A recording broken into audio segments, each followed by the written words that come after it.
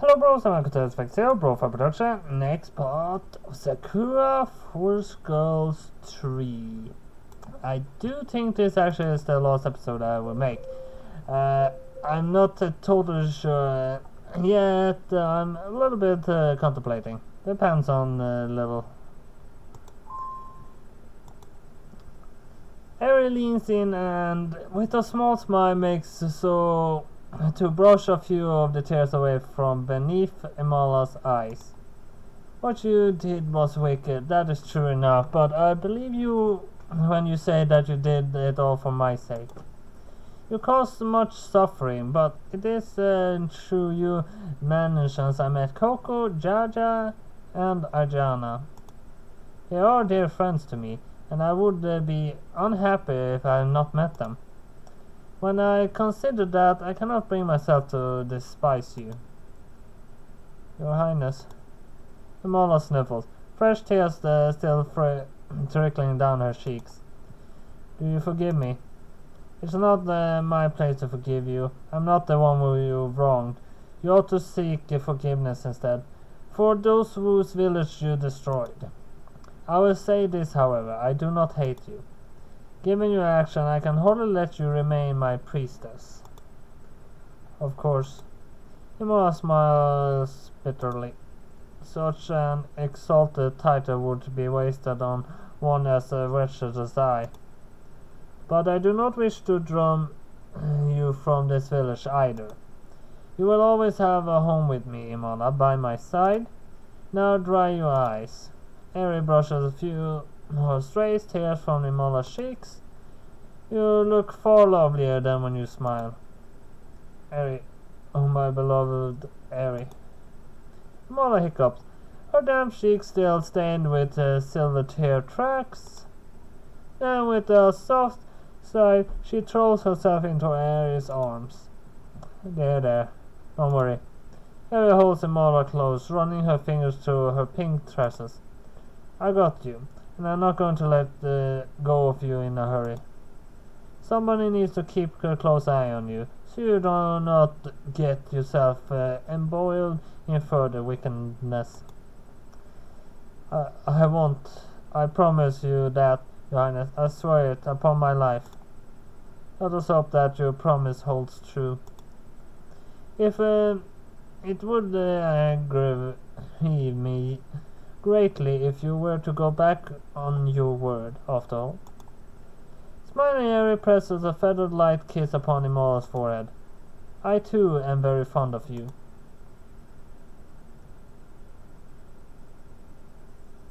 With the slight dispatch of the elf and peace, for the most part restored, Eri summons us to her tent.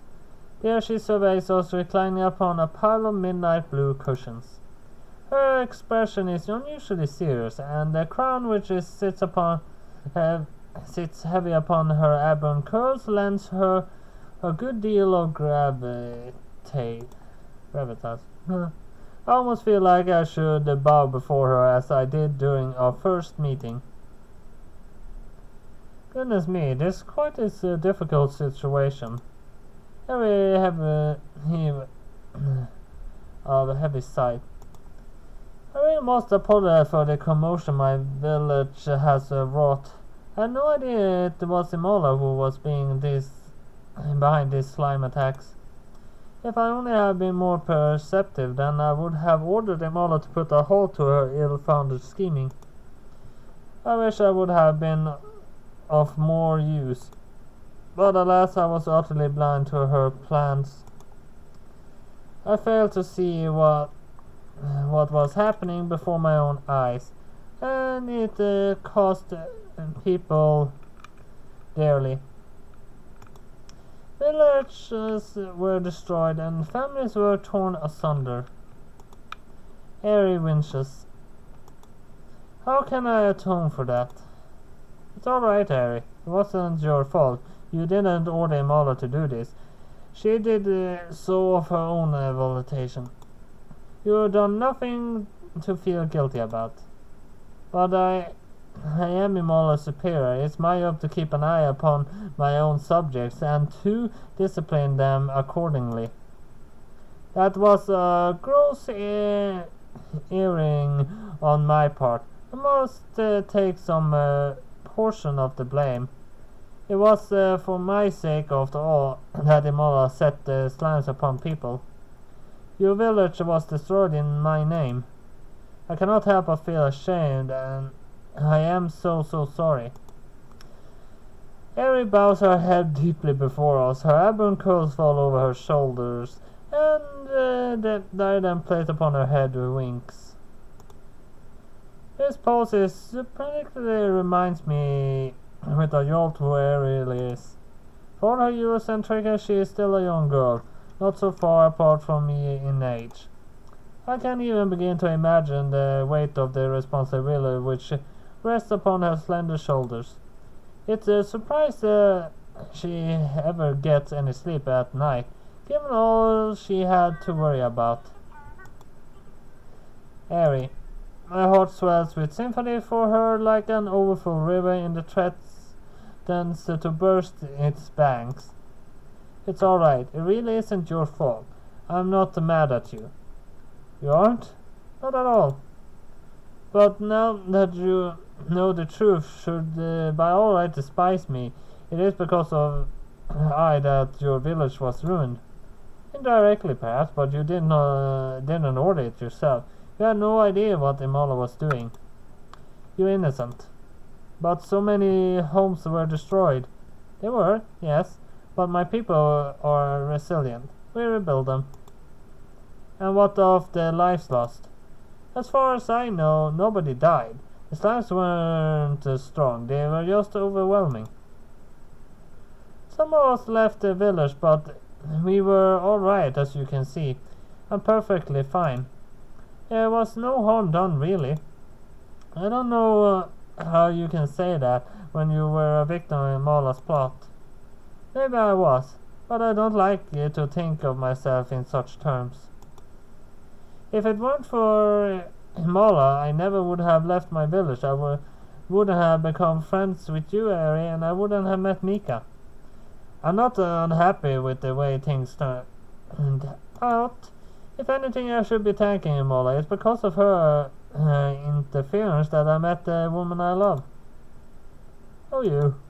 Mika winks an arm through Coco's giggling. You know just what to say to make my heart flutter. Eri purses her lips together. I did think you two were awfully close, so that's how it is. You left me so you could stay with Mika. Not that I can blame you. My village is a small one. It's not that very interesting, not when there's a big world out there waiting to be explored. Often I have wished I could travel too. But I must stop daydreaming. I'm not a child. It is because of my intelligence that this happened. Eri clears her throat and sits up a bit straighter. You may forgive me for my carelessness, but I mean to become a good ruler.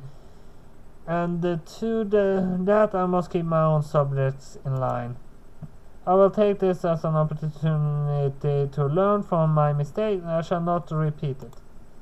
I will strive to usher a new era of peace, where nobody gets hurt and nobody is separated from their friends. That's my dream. Eri looks at sounds and so determined. She seems to radiate the celestial light. Her blue eyes are narrowed with determination, her fingers curled upon her lap. She looks every inch a princess from tip to toe. Wow. I exhale overwhelmed. You're so cold, Eri. Or maybe I should start calling you Your Highness. No, Eri cheeks turn pink. Eri is fine. You're not the one of my subjects, so you don't need to bow and scrape before me. I'd like to think that we can still be friends, though I know I caused you much hardship. That isn't presumptuous me, is it? Do you still want to be friends, Yaja?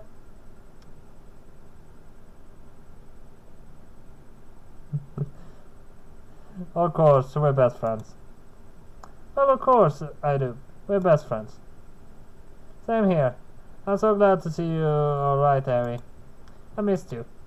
You did? You did? Of course. We were together for more than 2 years. That's nothing to sneeze at. I've been hoping to see you again so I could apologize for leaving you so suddenly. You were good to me when I arrived in this village and I felt to repay you. I treated you poorly. If anything, I should be the one begging for your forgiveness. I'm sorry, Harry, if I hurt you. It wasn't my intention. Oh, Coco. Hair sniffles. Perhaps I was a bit hurt by your sudden absence, or a lot. But it is the past now. As princess, I cannot afford to hold the petty grudges. You may have left me, but you still came back. I can tell you must have been worried about me, and it really appreciated. I'm so glad you all found it in your hearts to forgive me. It's more than I deserved. Sorry, but you're wrong about that. Huh? Harry blinks. What do you mean? I never forgive you, Harry, because you've done nothing that needs forgiving. You're not a bad person at all. No friends of mine could be wicked.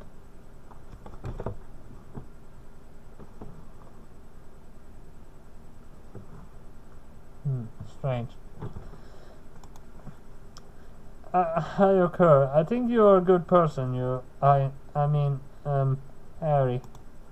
It seems inappropriate to address you so casually, but if you wish to be friends, then I will try to dispense with such pleasantries. I too would like to befriend you. And me. So you're so cute. I'd be crying shame if I couldn't call you a bosom buddy. You girls. Here looks between us. Her eyes damp with tears. She inhales sharply, a few tears trickling down her flushed cheeks. Then she proclaims with one hand resting upon her heart. Thank you very much for your kind words. You are truly wonderful friends, and I promise I shall never forget your kindness.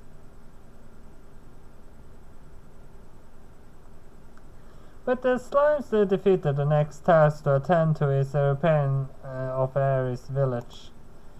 It was dealt quite a series of blows during the onslaught of Imola's slimes, and many of the tents are left in tatters. The village walls have taken quite a battering, and a whole section have been destroyed. The fields, meanwhile, need retilling, and a lot of old crops were torn up in the slimes, and they need to be planted anew. There's a lot of work to do, but Ares villagers rise to the task. They don't waste any time complaining. Their fortitude is impressive. Watching them makes me feel invigorated.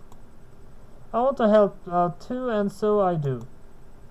Maya, Yana, Coco, Mika, and I remain in Aresville for several days.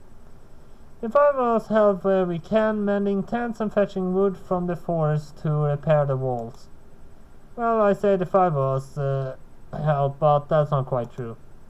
I help with the manual labor, and so does Coco.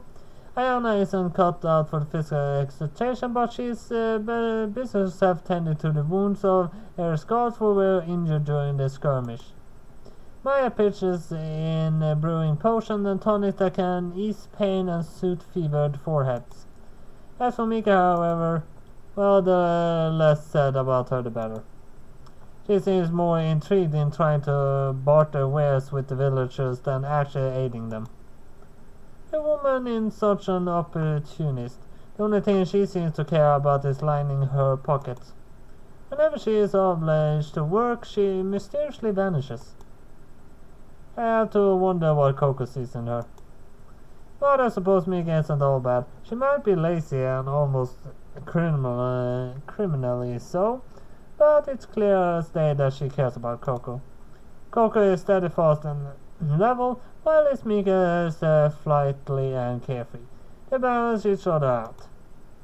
I wonder if that is why they make such a good couple. I ponder such matters as I work. I'm out in the forest cutting up wood to fix the breached village walls.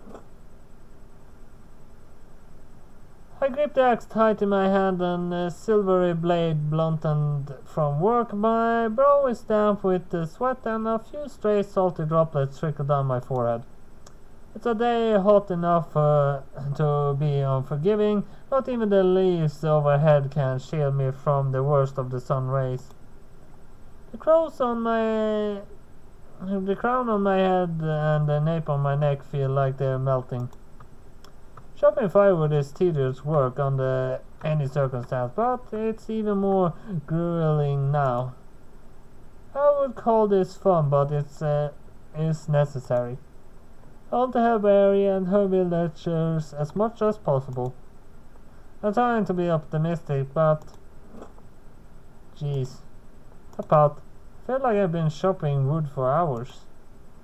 My muscles are screaming something fierce, and I've still got a bunch of work to do. Then when all this is done, I got to haul it back to the village. There's no rest for the wicked. At least I'm getting a good workout. It is important to look on the bright side. There shouldn't be too much of an ask today, given how sunny it is. I'm gonna keep going. I retrieve another hunk of wood from the forest floor, then place it on the tree stump I've been using as a makeshift bench. I get my hand axe tight, fingers curled about it, and arch it back. The blade of an axe splits the air, then embeds itself in the chunk of wood. The wood splits down the middle into a more manageable size. It still looks a bit big, though. I should probably cut these pieces down too. I position the wood and poise the axe over them. I'm about to swing it again when... Excuse me, Jada. I hate to interrupt you while you are so busy, but I was wondering if I may speak to you. Oh? I set the axe down and glances about. It doesn't take me long to find the person who addressed me. A pink-haired woman is there standing a few feet away from me, beneath the shade of one of the large trees. Her hands is linked together at the front, and she's looking at me with anxious grey eyes. It's Imala. My body stiffens the moment I set my sights on her. Our paths haven't crossed since the night I returned to the village. When I last saw her, she was crying to her arms, begging for forgiveness. Has she learned her lesson since then? I'm not sure. I think she was being sincere, but there's a chance that her tears were feigned to elicit Air's sympathy. If I were on Air's shoes, I have locked them all up. It seems like something of an oversight to let her roam around, given all her mischief she caused. What are you doing here? I saw Imala Corley, my eyes narrowed. You've not come to cause more problems, have you? No, I have not. Far be it, in fact. I know I have done little to court your trust. If anything, I deserve your wrath, but I have no desire to interfere. You're under the obligation to believe me. You're no obligation to believe me, but I really do feel bad about what I did. Really? Yes, really. You must understand that at the time I thought my actions were perfectly justified.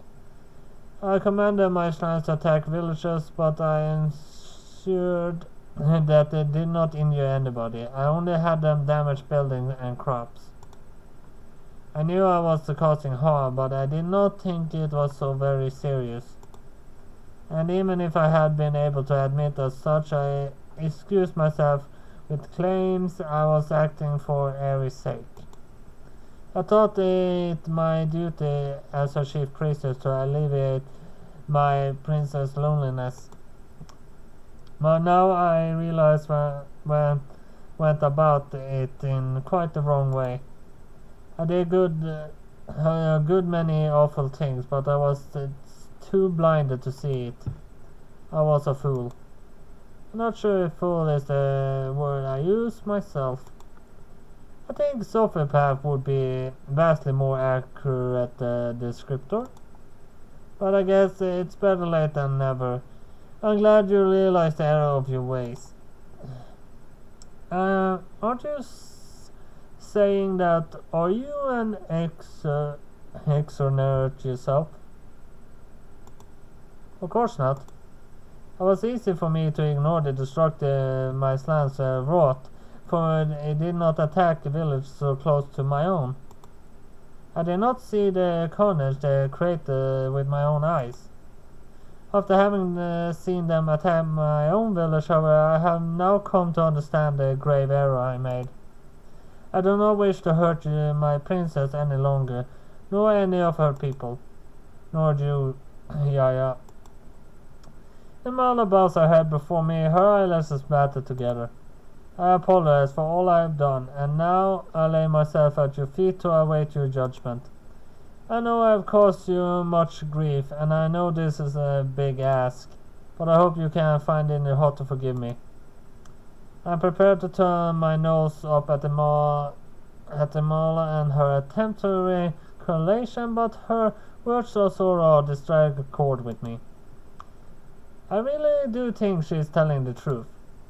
She lost the sight of herself and her goals for many years, but I think she has finally returned to her senses. The destruction she wrought upon her village for her own two hands must have given her the preferable slaps around the face needed to return to her to reality. I can't hate her when she looks this will be gone. Instead, I pity her. My village was destroyed, but her is true, though indirectly. But looking back upon my adventures, it wasn't all bad. If my village had not been sacked with the slimes, Coco never would have disappeared. Ayana and I would not have needed to embark upon this journey, and we would not have experienced so many wonderful things. Never would have met Maya, or Ari, or Mika. I never would have watched the stars alongside a witch, or kissed a princess, or escaped from a prison cell with an enchanted necklace given to me by a fast-talking merchant. So many things happened. It's enough to make my head spin. I always wanted to go on an adventure, ever since I was a little girl. And thanks to Imola, it really did happen. There were bad times, yes, and scary times, but I had a lot of fun too. When the dust settles, I think I come away from this with stories to tell rather than scars. And that is very special indeed. It's alright, I say after a long pause, broken only by the breeze. You did a lot of bad yourself and have admitted that, but you can still turn things around. You can take back the destructive you wrought, but you never took any lives. You have gone very far for you can't be forgiven. You accept my apology then. Can you still look at me in the eyes after all I did? I didn't think I'd be able to. I figure I hated you, and maybe part of me still does, but well, you put me through a lot, but I'm not going to I'm not good at holding grudges. There's no point in being angry. What's done is done, and I think that would be better if I forgave you so I can forget. That and well, I grin. If I'm being totally honest, my life was pretty dull before the slimes came. I was living in this teeny tiny village with Ayana and Coco ignorant of the outside world. If it weren't for you slimes, I don't think I ever would have gone on an adventure. In that sense, I owe you one. I had a lot of fun. Jaja. Mother sniffled, tears beginning to bead upon her pink eyelashes, and they did a few nights prior. Then this line laid waste to her own village. Imala wipes her grey eyes with the back of her arm, but it isn't enough to stem the tears. More of them come, trickling slowly down her cheeks like raindrops. Really are too kind, I sniffed. Really don't deserve your forgiveness. Do you prefer if I hurled abuse at you then? No, of course not. That would only make me feel worse. I was hoping you would be able to forgive me, but didn't truly believe it would happen. Wonder would have been a goddess to accept my feeble apology. That is what I thought at least, but you have betrayed my expectations. You have been kinder to me than I truly deserve. I cannot thank you enough for that. You really are a good person. I shall follow your example and strive to better myself. I will not summon my slimes, not anymore. I wish instead to make others happy. That can be my new reason for living. Now, more lives the loss of tear from the pink-rimmed eyes than smiles. Won't you let me aid you in tedious shopping of wood? I'm not cut out for physical labor, but I feel obliged to lend a hand. It is the least I can do to help. My village will not repair itself. It takes several weeks' worth of hard work, but eventually Ares village is patched up to more or less its original state. The tents are newly erected, the fields are retiled, and the wooden wall which runs about its perimeter has been fixed. The village looks almost as good as new. It's as though nothing untoward ever happened. I'm pretty happy with my hard work, though I know I can't take all the credit for this miraculous transformation. Imola participated in a lot of the grunt work, despite her dislike of physical exertion. She was more fevered in the restoration attempt than anybody else, spurred on perhaps by the guilt of having brought all this destruction in the first place. Harry throws a party to celebrate the successful termination of our restoration effort. It's drink and dancing and as they were during the previous party, and unlike the last time, nobody gets abducted. The sun rises the following morn, and Ares rises alongside it. I feel a bit groggy after the last night's festivities, but I'm able to shake the worst of it off with a dip in the nearby river.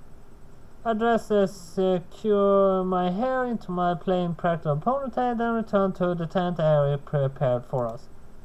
By this point everybody else has awoken. They're clad not in their undergarments, but in their everyday garments. Maya holding one hand to her head, perhaps to fend off an hangover. She drank a lot last night, but everybody else looks fresh and alert. Well, as fresh as they can be after about 5 hours of sleep. Once we eaten breakfast, Mika clears her throat and launches into a little speech. I can tell based on the way she's talking, she's been plotting this out in her head for a while. Well, it's lovely spending time with you girls, really it was, but I think that is enough excitement for me. I'm used to traveling for my job. When I'm not selling my wares, I really rather relax. I traipsed all about the forest and my feet are aching something awful. Right now I just want to go home and rest my weary legs. I imagine you're looking forward to resting your head too on Coco's wondrous bosom. Yes indeed, how did you guess? You're not particularly hard to read. Yes it is. Wait, yes it is? You're not particularly hard to read, yeah. I'm very glad I was able to meet you again, Ajana Jaja, and it's very nice meeting you, Maya. I'm humbled that the three of you have devoted so much time to finding me. Really, I am. I'm but a simple girl. Simply adorable. And I do not think I'm worthy of such a concern. I apologize for making you all worry. Ayana Jaja? Coco looks at us and one hand pressed against her chest. You are still my dear friends. I know you since we were children and we always used to play together. You brought no shortage of happiness into my life. I won't forget the fond memories we made, but... Coco sniffs, her voice catches in her throat. It looks like she's having a hard time articulating her words, but she makes a valiant effort regardless. She really is doing her best. You never not be important to me, but you can't do this, Coco. Just tell your friends what you want.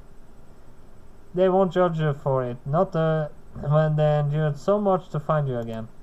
Your feelings matter. Thank you. I'm sure you're right. This is a difficult decision to make, but Coco inhales her fingers crossed into fist upon her lap, then she bows her head and says with her eyes squeezed shut, I can't go back to our old village with you. I know that's what you were hoping, but it isn't possible. I've fallen in love with Mika and I want to spend the rest of my life with her. Silence descends a few moments. He looks at Coco, who's trembling, then to Ayana. The pair will smile. Then we both reach out in unison and rest our hands upon Coco's shoulders. Well, I figured things would work out this way. You already said as much, back when I gave you the piggyback ride. I could tell you wanted to stay with Mika. It was obvious, to look at the pair of you. It's clear that you make one another happy. I could never begrudge you for that. If you want to stay with the woman you love, you should. Huh? Is that really alright? Of course it is. We're both happy for you, aren't we, Ajana? That's right. Very happy. But you guys spent months looking for me. You endured so much for my sake, and now I'm going to leave you again. We might not see one another after this. I'm throwing your hard work back in your faces. No, you're not. It's true, you never asked us to come and look for you. We decided that on our own. If anything, we were the ones being selfish. We did not consider that you might have formed a new life, but we are glad you did. I'd rather you be happy with Mika than miserable on your own. Ayana and I were hoping you'd come back with us, yeah. But if we never forced you to do anything not against your will, that'd make us as bad as Imola. We're your friends, so we want to support you. You don't need to feel guilty. We'd far rather you be happy. You too. Coco looks between us, her green eyes beaming with tears. She sniffs, perhaps overwhelmed by emotions. Then, I miss you too. I miss both of you so much. Coco pulls the pair into an embrace. It's a warm embrace, much like those from our childhood. We used to cling to one another like this all the time, our faces wretched in smiles. This is a goodbye for real. I have to make it count.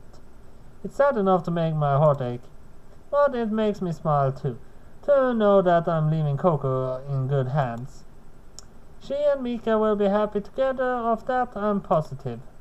Finally, after 3 long years, it feels like this chapter of my life has come to a close. It's a bittersweet, but the sweetness outweighs the bitterness. My heart has never felt lighter.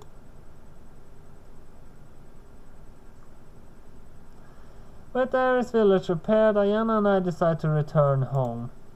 It's been months since we set off from our village, and I've grown to miss it. I used to think my village was small and stifling, but it is the place where I was born. It was in that village that Ayana, Coco, and I used to play. During the day we would paddle the streams and walk through the forest. At night we would sit together telling scary stories. I'm not a child any longer, but I still cherish the peaceable days of my youth. It feels like the past in the blink of an eye. Maya decides, after some hemming and hawing, that she will not be heading to our village with us. Instead, she chose to return to her home upon the cliffs. I had fun traveling with you girls, but I am a witch. I don't belong in a village or towns. I am better served alone, where I can brew my potions in peace. Moreover, Maya grins at me coyly. I know you and Diana have grown rather close during our journey. I don't doubt you wish to spend some alone time with her. 3 is a crowd, or so they say. but it is a pity. I would love to watch the two of you indulge in your passions. I'm sure you would both make for quite a pretty picture with your flushed faces and entangled limbs. I have no idea what you're talking about. Of course you do. You don't dare. Maya teasing and laughter dogs me as walk through the woods with Diana. It's a pleasantly warm day, and the grass stirs around my feet, birds chirp in the trees, and the sky is bright blue. The wind runs through my hair, which makes it flutter. My ponytail swishes with every step, as does the hem of my dress. I should be relaxing. The worst of my trials are over, and now my journey has come to an end. Everything concluded happily, but how dare Maya make fun of us like that? I get my teeth together and lash out the tree stump. I give it a good kick. I'll leave it my irritation. Not that it works. Now my foot is smarting and I feel pissed off. Ow. I whimpered and staggered back. My clumsy soles compressed to the grass underfoot, and I can hear rustling among the bushes. I think my groshing must have scared away a few rabbits. Are you alright, Jaja? Did Maya upset you? She always upsets me. That conniving witch, she is so shameless. What does she know about our relation? It's nothing to do with her. She needs to butt out of her private life. Oh, now. Anna smiles at me consolingly. I don't think she meant any ill by it. She was just trying to be supportive in her own way. Oh, really, we should thank her. She was being very considerate. Yeah, right. I doubt the word considerate appears in the woman's vocabulary. She would know what consideration was even if it slapped her across the face. It's only a person she cares about is herself. Perhaps that comes with being a witch. We are very powerful beings after all, and Maya has lived for many, many years. To her, the antics of us lesser humans must seem very amusing. But still, she agreed to help us.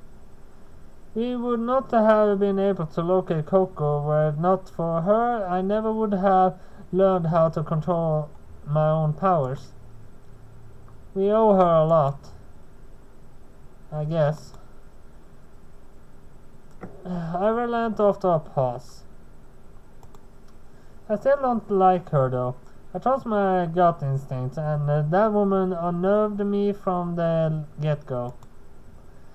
I can't stand her snide way of talking. I'm sure she was looking down on me. No, on us. I paused and take Ayana's hand in mine. I think I might be gripping Ayana a bit too tightly, but she doesn't try to pull away. She doesn't even wince. Ayana is familiar enough with a quick temper not to be perturbed. She knows me better than anybody, even Coco. Ayana and I have been together since we were children. She knows all the unfortunate aspects of my character, but she forgives them. I think that's why I like her so much. I don't mind being teased all that much, but I don't want that witch dragging you into things too. That isn't fair. I won't let her look down on you, not over my dead body. I don't think she was looking down on either of us. Maya was just being, well, Anna smiles vaguely. Maya. She does not often interact with humans, so she never learned to be sincere. Teasing is her way, but I think she means well. Do not judge her too harshly. Maybe you're right, but I can't help it. The salicious way in which looks at you drives me crazy. It's not fair. You're my girlfriend and mine alone. She should keep her distance, even if she is teasing. I want you all to myself. Jaja. Anna blinks, her face flushed. Do you really care about me that much? That's right, I do. I love you, Agana. I love you for a long, long time, but what happened in Air's village really cinched it. You were so cool back then when you defeated all those tribes. I couldn't take my eyes off you. You looked like some kind of goddess. I'm no goddess. I'm quite plain and ordinary, really. No, you're not. That couldn't be further from the truth. I think you're wonderful. Well, thank you very much. Anna giggles shyly. I was never racking using such powerful spell, but I think it was worthwhile in the end. I'm glad I was able to help everyone. I'm especially glad that you found me cool. You're the coolest. I dip my head and press a quick kiss against Ayana's cheek. Her face is so warm I can feel it on my lips, as though I'm kissing the sunlight itself. Say, Ayana. I draw back from my girlfriend, my fingers linked at my front. I know we're heading back to our village, but do you think we go on more adventures in the future? I'm sure we will. I used to be a shy, awkward girl, but when I'm with you, I feel like I could go anywhere, do anything. Same here. Well, I do believe the story will end, but I believe we might go on adventures to visit Maya and Mika and Coco also. And surely I visit our area also, so I mean, that kind of makes sense. Rihanna and I lapsed into the comfortable silence. We walked through the sunlight forest together, Maya forgotten. I can smell earth and moss when I inhale. It lingers in my nostrils, rich and verdant. It was a lovely day, and it's made lovelier still with Ayana by my side. A few minutes pass like this, unmolested, but soon the faint sound of running water catches my attention. I pause, my ears pricked back like that of a small animal's, and I glance around. Do you hear that, Ayana? Oh yes, it's like the stream is close by, or perhaps a river. Maybe we should check it out. I start to feel a bit worn down. We've been walking for a few hours already. Do you want to take a dip? I could not be opposed to the idea. The cold water might feel good against my skin. Let's take a quick detour then. I grin. I could never turn down a chance to see you dripping wet. Oh my. Now you are the one who sounds delicious. You might be even worse than Maya. You. I wiggle my nose. Away. Yes, way. I'm nothing like that seedy witch. You might have more in common than you think. I don't believe it. Stop believing it.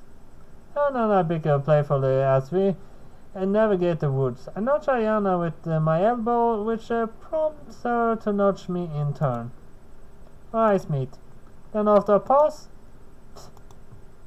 we both begin to laugh.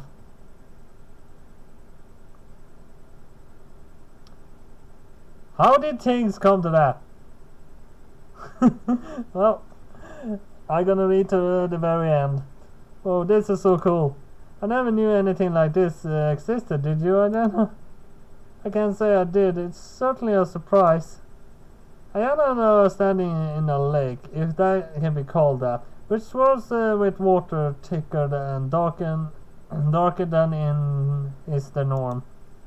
More of the curious water cascades upon us from above, from two distinct different waterfalls. One stream of water is dark brown, while the other one is milky white. Well, it's brown. It's normal chocolate and white chocolate. That's is what it looks like, at least. The water mixes together, then it reaches the hollow basin beneath it, into a quite interesting, shall we say, color. It does look particularly appealing, but the smell is incredible. A sweet, sugary aroma lingers in the air. It's delectable. I can feel myself salivating. This water is no ordinary water. It is instead melted chocolate. I've never seen a river that runs with melted chocolate before, and neither have I bathed in it. This is a new experience on many accounts. I wonder if this place is enchanted. And I glance about our chocolate is round and the lips are pursed in thought. The man in the air is rather dense. Perhaps it's perhaps a witch casts a spell upon this place as an act of whimsy. This could even be Maya's work. It smells a bit like her. It does? I sniff the air, my nose is quivering like a dog's. I can't catch any trace of that witch here. It just smells like chocolate to me. That's the pervading odor, yes, but it's if you try to focus. Oh, come on, Ayana. You know me. I'm not good at focusing, especially not when something that's incredible is going on before my very eyes. It's chocolate water. I splash some kind of sticky chocolate water at Ayana, who squeezes and staggers back. She tries to avoid me, but I'm too quick for her. I hop through the melted chocolate, sticking white fluid spreading my thighs and wind my arms about Ayana and tighten embrace. Let's not talk about Maya now. She isn't even here. Let's try and enjoy ourselves. And how do you suppose we do that? I'm not sure, really. That's my best. What is one supposed to do with a lake full of melted chocolate anyway? I've been in a situation like this before, and not many people have, which has left me. Well, if I could get a chance, I would actually bathe in melted chocolate. I would not eat or drink it because I do not like chocolate that much, but everyone has their preferences. I guess we could splash about for a bit, that sounds like fun. But we get dirty. I think it's a bit too late to worry about that. I look down at myself, then at Diana. She's like me, is coated liberally in melted chocolate. From top to the tip of the pole beneath her cleavage and it trickles down her thighs. It smells this amazing, I bet it tastes even better.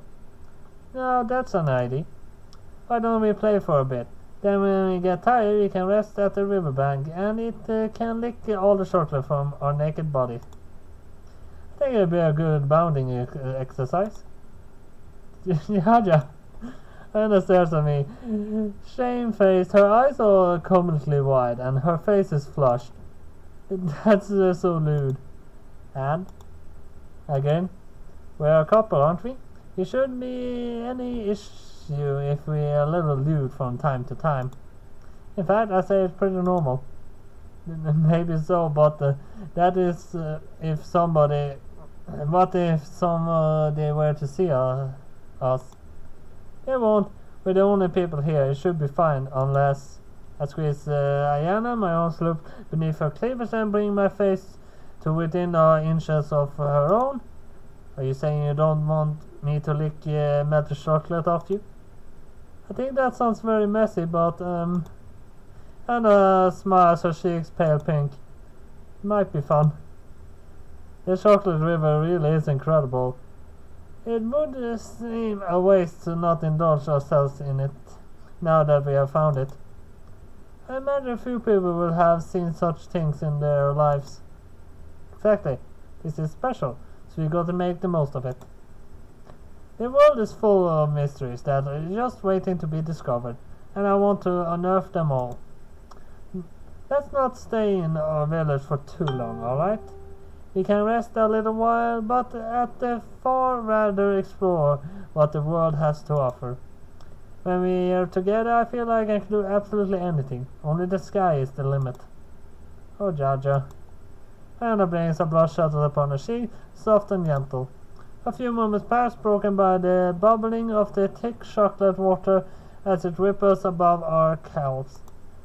And her white hair, which is spotted here and there with the brown chocolate, flutters about her heart-shaped face. Then she smiles. I would be more than happy to explore with you.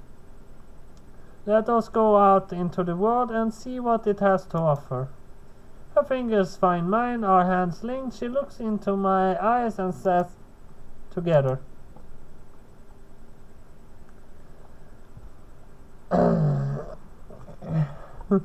Well, not hard to find out what the last picture is. We all saw it, I thought. There we're just gonna jump back to the menu as soon as that is so. Let's see how much we have left actually. So we have 3 pictures left that I'm gonna unlock right after this. So that does mean that I'm done with Forest Girls 3 now. So I guess the next Sakura gonna be Sakura Alien. I can't grab it just yet, so it's gonna be well, about 2 weeks, maybe a little more, before I actually do get my hands on it. It's another Sakura that might actually have been released by now, or it is still set in soon. So, Elite, that was all I have for Sakura Force Girls 3, so hit like and subscribe, and see you next time. Bye bye!